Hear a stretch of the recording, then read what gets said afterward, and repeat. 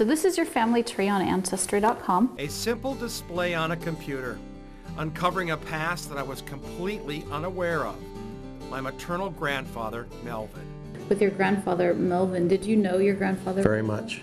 We pick up his history at the start of the First Great War. In 1917 and 1918, more than 24 million U.S. men registered for the draft, and among them was your grandfather.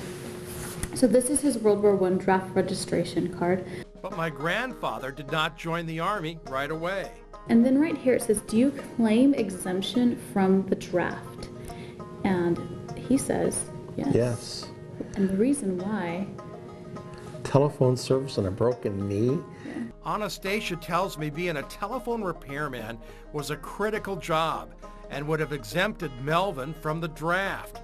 He did join up, but not until the end of the war. When he's drafted in September of 1918, he's drafted right before the war ends. We looked for his service records, and we did find some service records for him, but they don't tell us very much about it. So that's a dead end, but historic census records are a treasure trove revealing great new detail. This is the Whites family right here, and here is your grandfather, Melvin.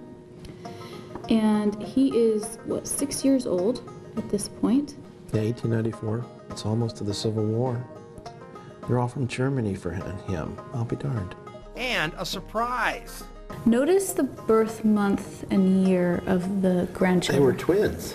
Your grandfather was a twin. I'll be darned. Did you have any idea? Huh. Have you ever heard of... Hazel? No.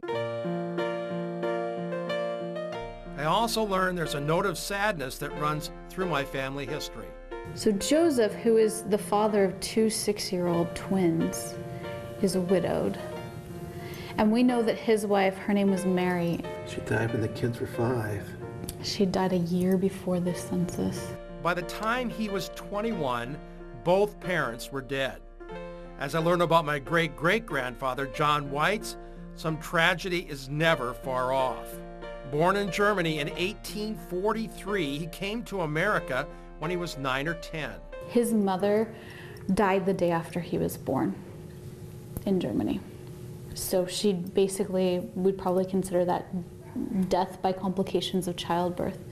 So I kind of see some parallels between your grandfather Melvin and your great-great-grandfather John, that they both lose their mothers very young. Later in life, he becomes the head of a large household.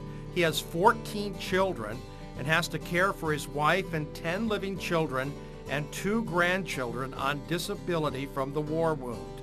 A stunning photo leads to more clues. We know that John, he's buried in Dubuque, Iowa. This is How his did you get that? We found it on the internet. I mean, you're kidding. And the grave marker, Company E, Iowa Infantry, a regiment of the Civil War. And when he was 19 years old, he signed up to serve in the Union Army. Here's a picture of John. This is your second great-grandfather. Kind of looks like Nicolas Cage. It's his history that led me to Fort Monroe. Is that why we're here? That's why we're here. I find out that he was wounded in the shoulder, shot with a musket ball at the Battle of the Black River Bridge in Vicksburg, Mississippi. After a 4-month recovery from the gunshot wound, he rejoins his unit for 2 years.